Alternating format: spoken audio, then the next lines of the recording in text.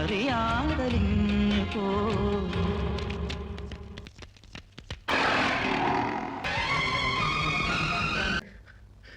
അവൾ പോയി.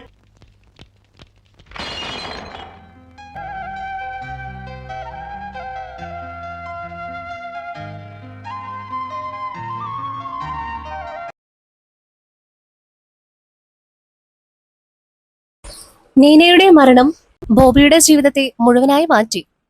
മറ്റൊരു വിവാഹം കഴിക്കാതെ ഒരുപാട് നാളുകൾ അവൻ ഒറ്റപ്പെട്ട ജീവിതം നയിച്ചു. ഒരിക്കൽ ചിരിയും സ്നേഹവും നിറഞ്ഞിരുന്ന ആ വീട് നിശബ്ദമായി. അവിടെ കുസൃതി കാണിച്ചു നടന്നിരുന്ന കുഞ്ഞുങ്ങളെല്ലാം നീനയുടെ മരണശേഷം വിദേശത്ത് പഠനത്തിനായി പോയി. ആ വീട് നിശബ്ദമായി. പക്ഷേ അവിടെ ഒരു ചെറിയ പ്രകാശമുണ്ടായിരുന്നു. മാലമോൾ. ആ കുഞ്ഞിനെ എല്ലാവരും ചേർന്ന് വളർത്തി. നീനയുടെ അവസാന ആഗ്രഹം മാലമോൾ ഒരിക്കലും അനാഥയാകരുത് എന്നായിരുന്നു. അത് ബോബിക്ക് പുതിയ ലക്ഷ്യം നൽകി. കുഞ്ഞിനെ നല്ലൊരു ജീവിതത്തിലേക്ക് കൊണ്ടുപോകണം, അതായിരുന്നു അവന്റെ ആഗ്രഹം. ഇതിനിടെ അയ്യരങ്കൾ മരണമടഞ്ഞു. ചാക്കോച്ചനും വിടവാങ്ങി. അയാളുടെ മകൾ ടീന മറ്റൊരാളെ വിവാഹം ചെയ്തു. തന്റെ വിവാഹം മുടങ്ങിയതിലുള്ള നീരസം അവൾക്കുണ്ടായിരുന്നെങ്കിലും പിന്നീട് നീനയുടെ കഥകൾ അറിഞ്ഞപ്പോൾ അവൾക്ക് ബോബിയോടുണ്ടായിരുന്ന വെറുപ്പെല്ലാം അവസാനിപ്പിച്ചു. ഡെയ്സി ബോബിയുടെ ഒരു നല്ല സുഹൃത്തായി തന്നെ തുടരുന്നു.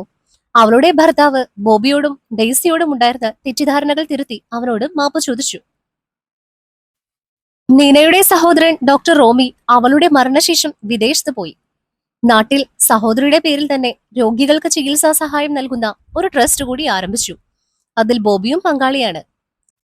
ഇതിനിടയിൽ എല്ലാവരെയും കണ്ണീരിലാഴ്ത്തി മാത്യൂസും വിട പറഞ്ഞു. ബേബിയും അവന്റെ ഭാര്യയും മാലയെ സ്വീകരിച്ചുവെങ്കിലും ആ കുഞ്ഞിന് കൂടുതൽ സ്നേഹം ബോബിയോടായിരുന്നു. മാലയെ കാണുമ്പോൾ ബോബിക്ക് നീന അവൾക്ക് വേണ്ടി പോരാടിയ കാര്യങ്ങൾ ഓർമ്മ വരും.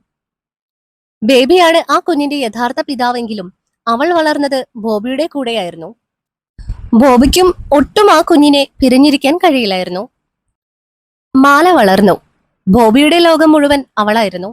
അവൾ ബോബിയെ ഡാഡി എന്ന് വിളിക്കാൻ തുടങ്ങി. എല്ലാവരും ചേർന്ന് അവളെ സംരക്ഷിച്ചു. നീനയുടെ ജീവിതത്തിന്റെയും ത്യാഗത്തിന്റെയും സ്വന്തം അമ്മയുടെയും കഥകൾ കേട്ടാണ് അവൾ വളർന്നത്. വർഷങ്ങൾക്ക് ശേഷം മാല വളർന്ന യുവതിയായി. നീനയുടെ ബുദ്ധിയും സ്വഭാവവും അവളിൽ പ്രതിഫലിച്ചു. അവൾ പഠനത്തിൽ മികവ് പുലർത്തി. ഒരു ഡോക്ടറായി മാറി. അത് യാദൃശ്ചികമല്ലായിരുന്നു. നീനയുടെ രോഗവും അവളുടെ ജീവിതവും തന്നെയാണ് അവൾക്ക് പ്രചോദനമായത്. ആ വീട്ടിൽ വീണ്ടും സന്തോഷം നിറഞ്ഞു.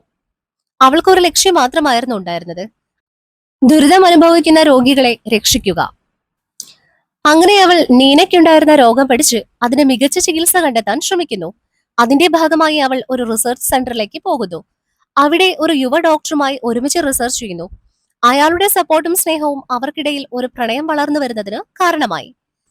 ഇതിനിടെ നീനയുടെ ജീവൻ കവർന്നെടുത്ത രോഗത്തിനുള്ള മരുന്ന് മാല കണ്ടുപിടിച്ചു. രോഗിയിൽ പരീക്ഷിച്ചു. ആ പരീക്ഷണം വിജയിച്ചു. അവളുടെ നേട്ടം പ്രശംസിക്കപ്പെട്ടു.